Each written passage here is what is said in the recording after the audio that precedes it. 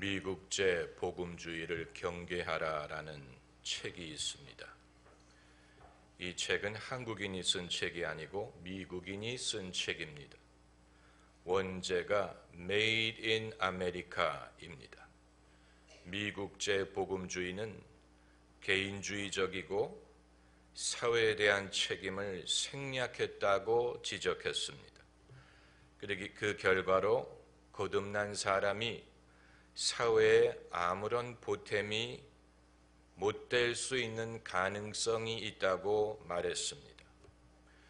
서양에서 복음주의가 탄생하게 된 배경은 이미 기독교 문화와 전통을 갖고 있는 나라에서 명목적으로 기독교인으로 태어났지만 회심하지 못한 사람들에게 진정한 신앙인이 될 것을 종용하기 위하여 거듭남을 강조함으로 말미암았던 것입니다.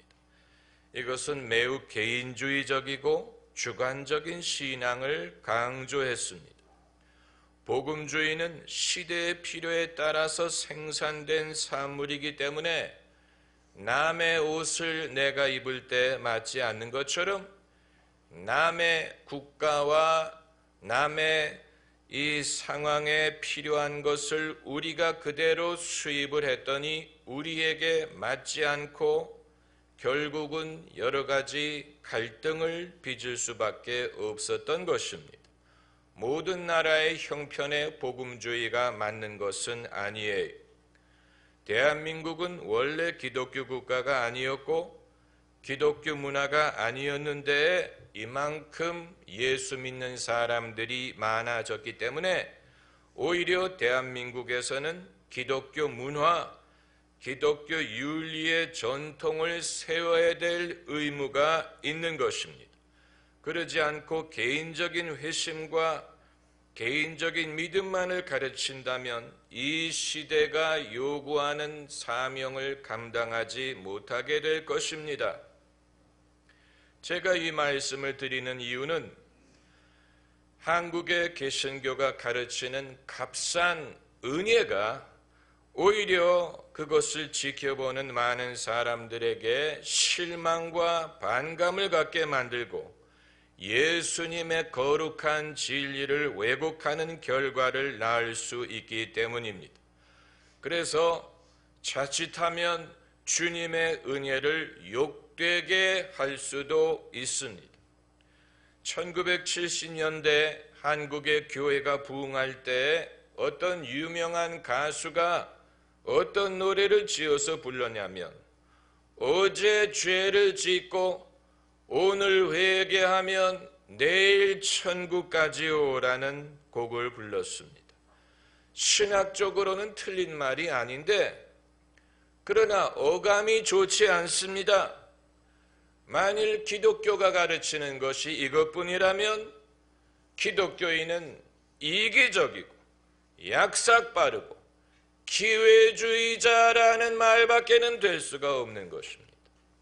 몇 년 전에 개봉했던 밀양이라는 영화를 보면 남의 죄로 말미암아 큰 상처를 입었던 사람이 오랫동안 고민하고 오랫동안 생각을 하다가 어렵게 자기에게 죄를 지었던 사람을 용서하리라는 마음을 품고 그 사람을 찾아가서 내가 당신을 탓하지 않고 용서합니다라고 말을 하는데 그 죄를 지었던 사람이 뭐라고 대답하냐면 나는 이미 하나님께 회개를 해서 하나님의 용서를 받았습니다라고 주장을 하는 것입니다.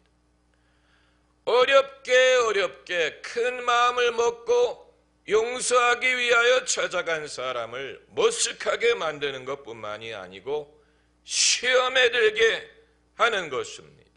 과연 이것이 주님이 말씀하시는 용서와 구원이란 말이냐? 이 영화는 기독교 구원론의 허구를 지적하는 것입니까? 그건 아니에요. 다만 일반 일부 기독교인들이 잘못 생각하고 있는 구원론을 말하고자 하는 것입니다. 중요한 지적이고 아픈 지적이에요.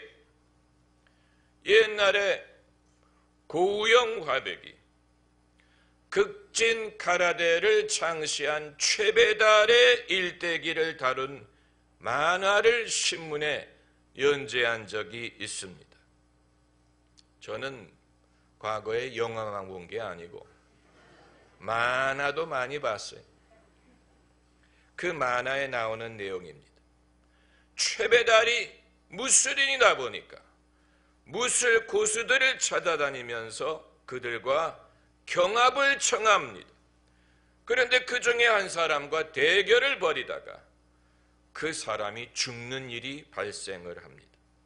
최배달은 의도하지 않았는데 사고로 시합 중에 상대방이 숨을 거둔 것입니다. 그런데 그 숨을 거둔 사람은 무술인임과 동시에 평범한 남편과 아버지.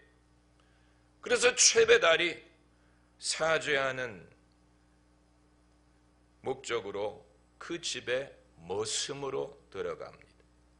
밭을 갈고 농사를 짓고, 그런데 그 죽은 무술인의 미망인과 자식이 돌을 던지고 욕을 하고 가라고 합니다.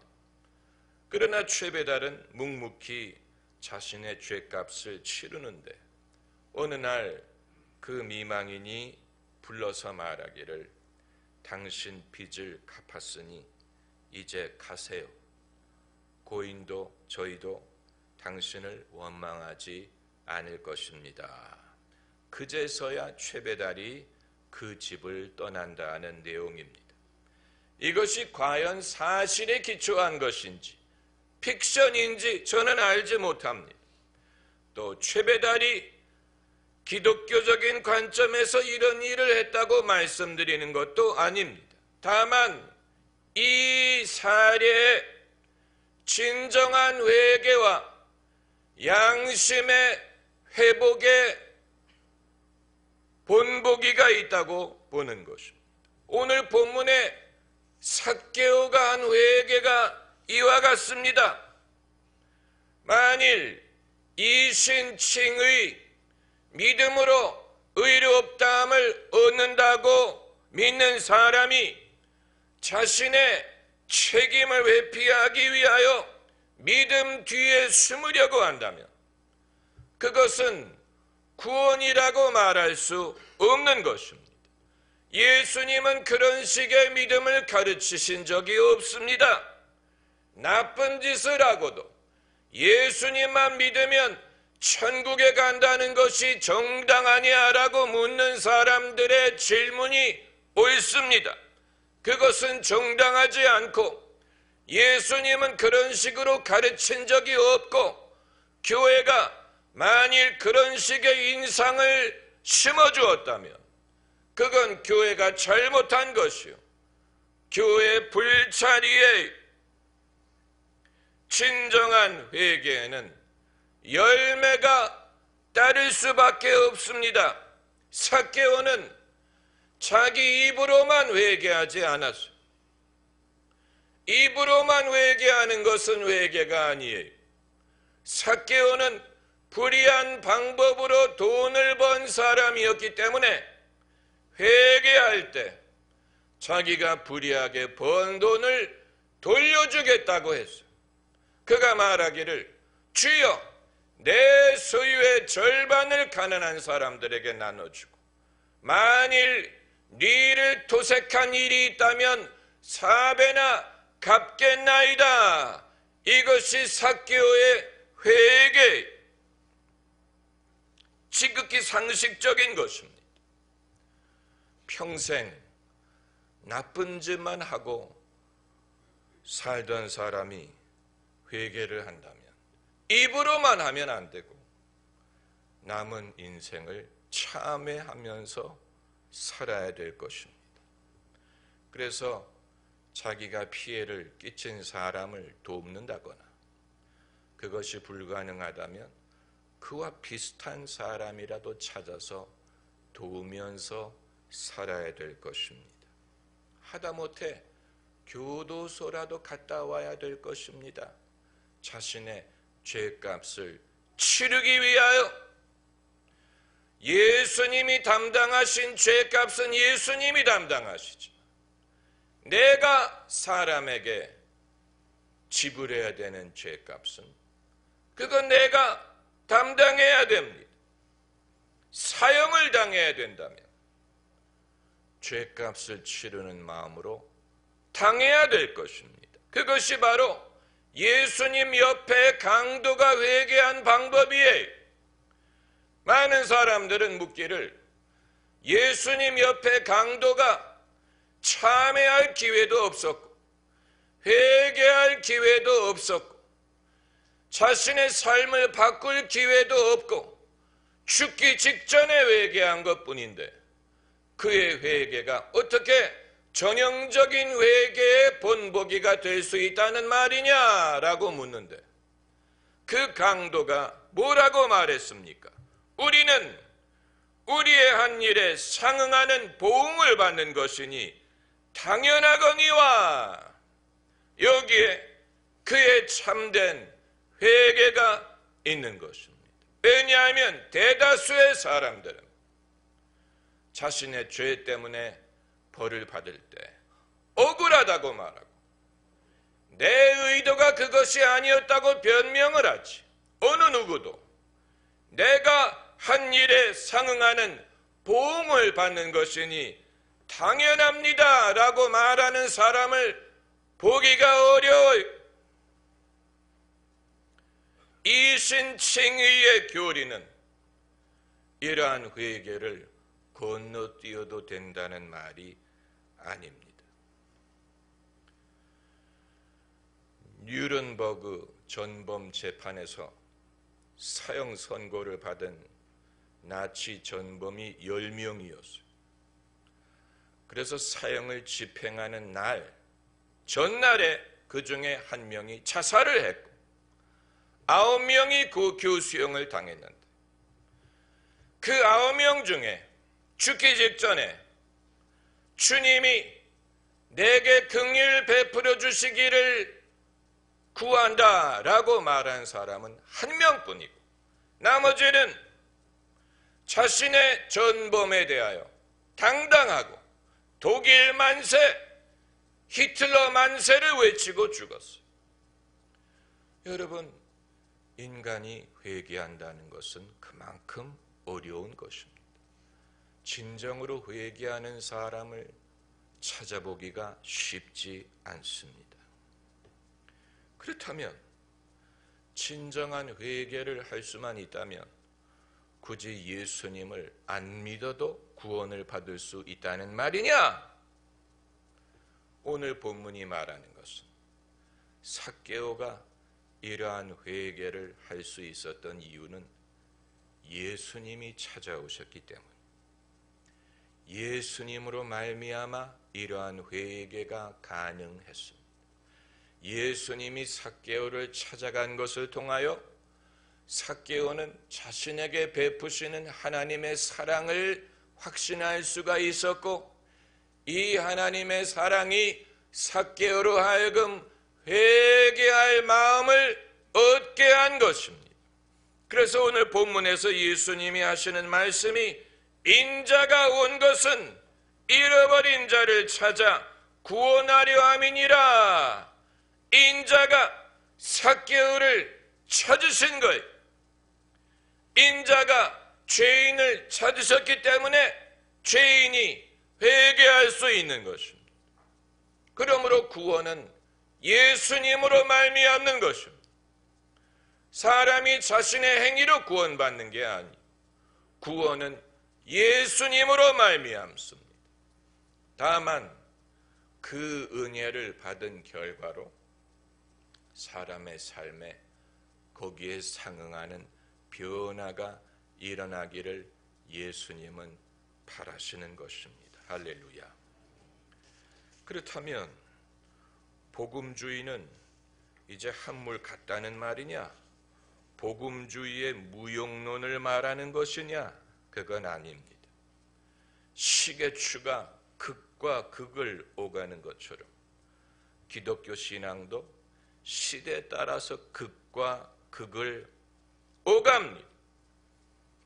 그래서 때로는 전통 문화적으로만 기독교인일 뿐 그 마음속에 그리스도가 없기 때문에 개인의 회심, 거듭남을 강조해야 될 때도 있지만 때로는 기독교인들이 바리새인들처럼 될 때도 있습니다.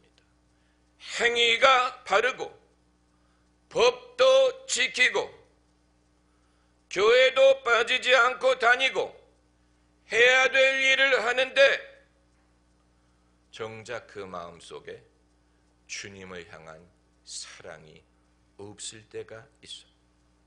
그럴 때에는 차라리 예수님의 발에 눈물을 흘리고 자기 머리카락으로 눈물을 닦았다고 했던 여인처럼 회개할 것이 없는 의인보다 회개할 것이 많은 죄인이 더 나을 수도 있는 것입니다. 왜냐하면 더 주님을 간절하게 사랑하기 때문에 그 여인이 눈물로 예수님의 발을 적시고 자기 머리카락으로 닦는 것을 보고 사람들이 비판했어요. 그때 예수께서 뭐라고 말씀하셨냐면 죄를 적게 용서받은 사람은 적게 사랑하고 많이 용서받은 사람은 많이 사랑한다고 하셨어요. 그러니까 역설적으로 들릴 수 있지만 용서받을 죄가 없어서 예수님에 대한 마음이 사랑이 없고 냉담한 것보다는 용서받을 죄가 많기 때문에 예수님을 더욱 뜨겁게 사랑하는 것이 낫다는 말씀.